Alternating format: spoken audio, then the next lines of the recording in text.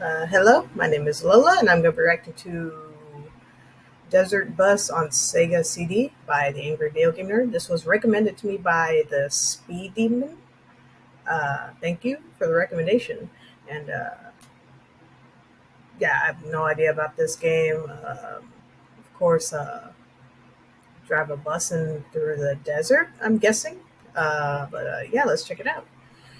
And if you want to like, comment, subscribe my channel, you can. If you don't want to, that's fine too. Here we go.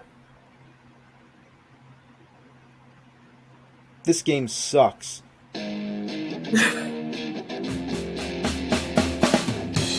He's gonna take you back to the past to play the shitty games that suck ass. He'd rather have a buffalo take a diarrhea dump in his ear. He'd rather eat the rotten asshole of a roadkill skunk and down it with beer. He's the angriest gamer you've ever heard.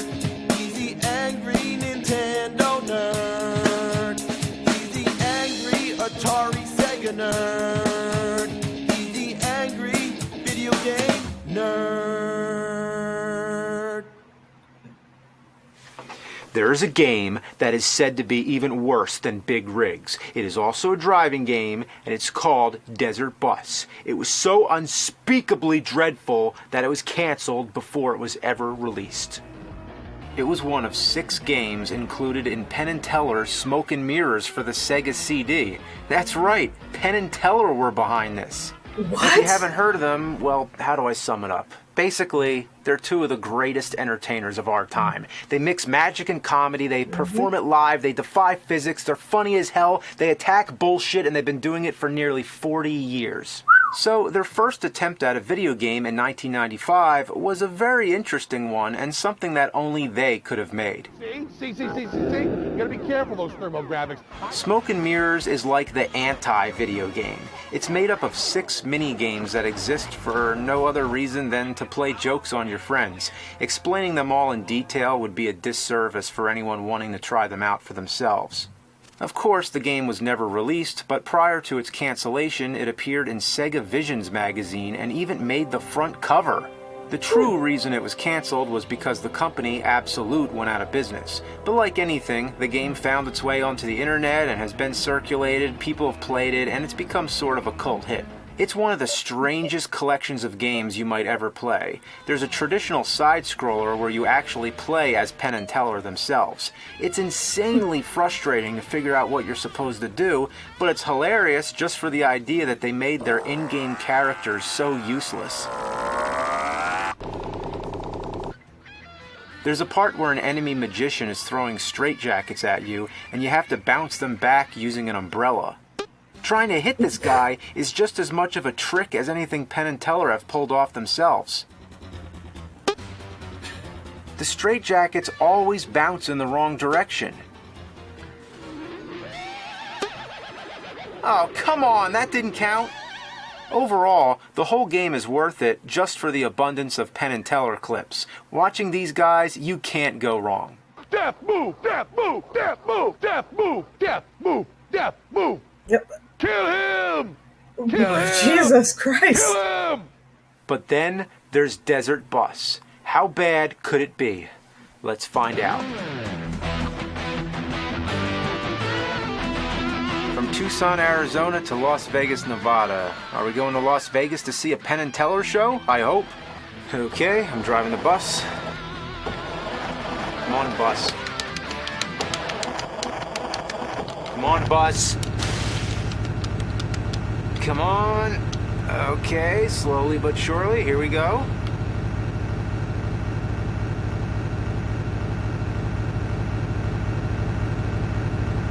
Is that really it?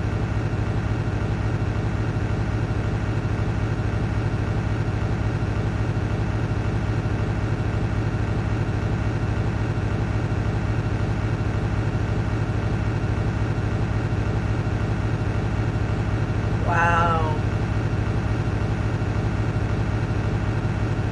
This is the game. You drive, drive, and drive. There is nothing out there except road and sand. Occasionally there's a rock or a sign, but that's it. There's no passengers to interact with, no music on the radio, nothing to keep you occupied. The road never turns, there's no other vehicles, there is absolutely nothing. You can open the door with the B button. Basically, it makes a sound effect. That's a little something you can do to entertain yourself. The bus can't go any faster than 45 miles per hour. I don't know why. Maybe Dennis Hopper has a bomb on it or something. So there's no hope of speeding up this test of human attention span. So how long is this trip? It's 360 miles to Las Vegas at 45 miles per hour. That would mean 8 hours. This is a fucking 8-hour game! Whoever needs to take a road trip when you can simulate the whole experience in real time on your Sega CD? What were they thinking? Well, this time we have an answer. Penn and Teller make it clear right before the game starts that the whole joke was to make a game that's just like real life. Vera simulators. Games stupefyingly like reality. I've read in various interviews with Penn that this was in response to all the controversies at the time about all the hyper-violent video games. So, instead of something imaginary and fun, here's the real-life mundane task of driving a fucking bus for 8 hours! Well, if we're gonna do this, we're gonna need several bathroom breaks. Let's pause it. What? The start button blows the horn. There's no pause. Oh no. You just have to keep driving. I wonder how many people have pissed their pants while playing this. You can't even stop to get something to eat. The manual, and yes, there is a manual, says no, it's not an oversight. Does your life have a pause control? Oh.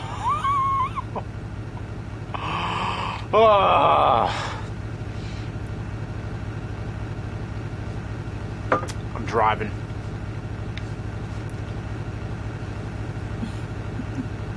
What happens at the end when you get to Las Vegas? Imagine if after the 8 hours you get to play casino games and have fun, and all of a sudden the game becomes awesome. Well, I looked into it. You want to know what happens? You get a point. A point. 1 fucking point! And then you gotta drive all the way back! Every 8 hours a point! Those are the slowest points in video game history! Did Penn and Teller really make this game, or did Andy Warhol rise from the dead? Yeah, you know the Andy Warhol film Empire? It's an 8-hour movie that's nothing but a shot of the Empire State Building. Yeah. Who could ever sit through this? Well, there was going to be prizes. Penn and Teller were actually planning to have a desert bus contest. You send in your score, and the grand prize was a trip on an actual bus from Tucson to Las Vegas. But you'll get to see a show and have a 4-night stay at Bally's. That only begs the question, who has the high score in Desert Bus? Well, apparently, the highest you can get is 99, which would mean putting in 792 hours, or 33 days of continuous gameplay. And speaking of long hours, I just found out there's a group who do an annual marathon of the game for charity. It's called Desert Bus for Hope, and it's been very successful in raising money for children. So at least something good has come of this game. They must be some serious troopers. I can't sit through 10 minutes of this shit. I've heard that every once in a while, a bug will splat on your windshield. I'd be happy just to see that. I'm suffering from so much sensory deprivation that anything to break up the monotony would be amazing. If a bug came and splat on this windshield, that would blow my fucking mind. But I'll never have the patience to get that far. I'll never even get a single point. Just gotta hold your thumb on this button for so long. Wait. Oh! Yeah, there you go. How do you like that trick, Penn and Teller? If you can't beat the game, let the game beat itself. Oh, is he gonna miss it?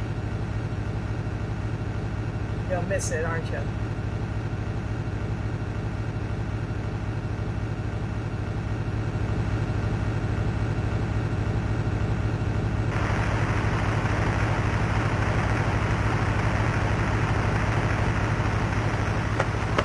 What?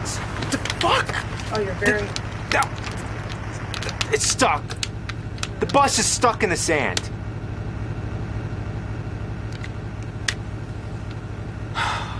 They made the bus veer to the right on purpose. Oh, they thought of everything. God damn you, Penn and Teller. You have to sit here and drive the bus, just like in real life. And real life fucking sucks. Now I'm getting towed. Oh boy. The towing is in real time also. So if you've driven 7 hours, does it take 7 hours for the game to start over? This is the most sadistic thing ever. Damn. There's no fun factor whatsoever. This makes Big Rigs look like a fucking party. Big Rigs isn't even a game and has no challenge whatsoever, but here the challenge comes from trying to stay awake from boredom. For the past 10 years, I've been on a mission to warn the world of shitty games. And in all those years, this one takes the cake. I think I've finally hit the bottom of the barrel. The fact that a game like this could come into existence and that people have played it and suffered through it and even adapted it into an Atari 2600 game means that I've failed. I've done everything I can. It's time to retire.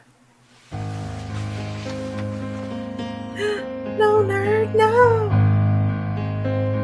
Nah, but we all know he ain't retired. Yeah, come on.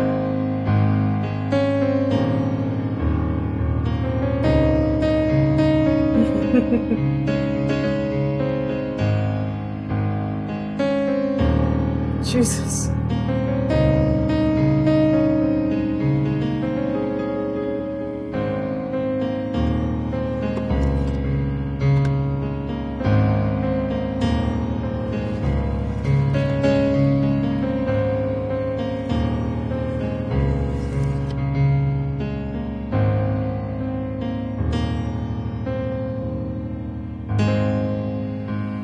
One more, for all time's sake. This game is a hack of Castlevania 2 by the almighty Guru.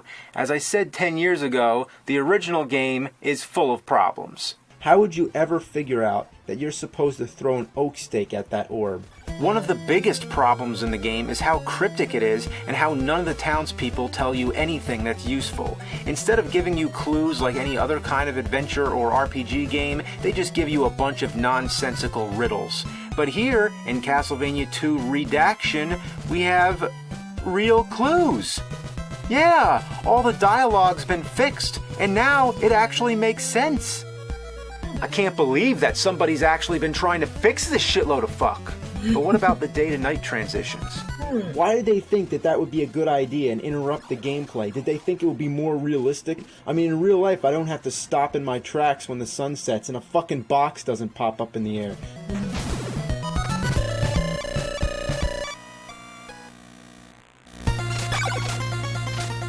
Wow, that was fast. I wish it was that fast in the original game. I wish it didn't happen at all, but hey, that's an improvement.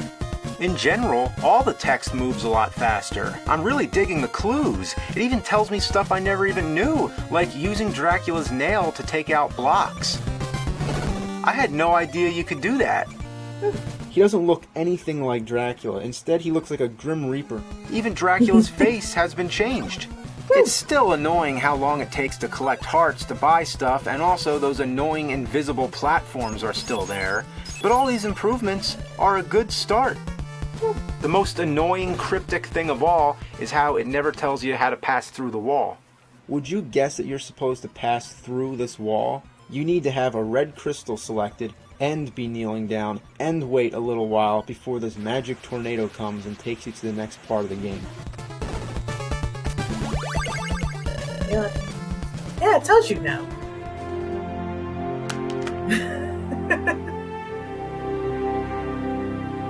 Yep, they fixed it. I've wanted to see that clue ever since I first played this. I've complained about it. Did my complaints ring a bell? Has the word of the nerd been heard? Have I contributed to how we look back at bad games? I've done it. It's not in vain. There is no retirement. The show must go on. I must continue reviewing shitty games because that's what the world needs. But where do I go from here?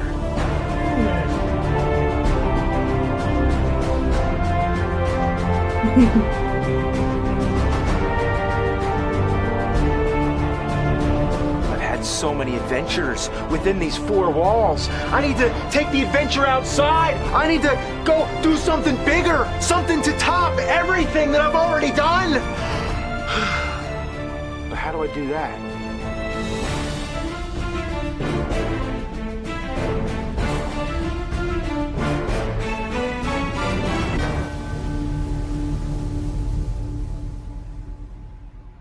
Oh, I see. Oh. Yeah, that's like, why would that just be the whole game? Just driving a bus. Like, oh. Ugh. Yeah, that seems like a type of game that would get boring very fast. Like not even 2 minutes in, you're already like, okay, I'm done. Like, man, I could be playing freaking Mario or like Sonic, a good Sonic game. I could be playing any type of other game except I gotta play this. Like what? Like I'm out. Ugh. That's crazy. It's made by Penn and Teller. They're famous magicians. Like what? That's crazy. But at least it does go to a good cause. That desert bus for hope. You know, goes towards kids. At least it's a good cause. Uh, anyway, yeah, that's it. That's my reaction to Desert Bus on the Sega CD by Angry Video Game Nerd. Everyone, take care of yourselves, each other, and I'll see you in the next one. Bye.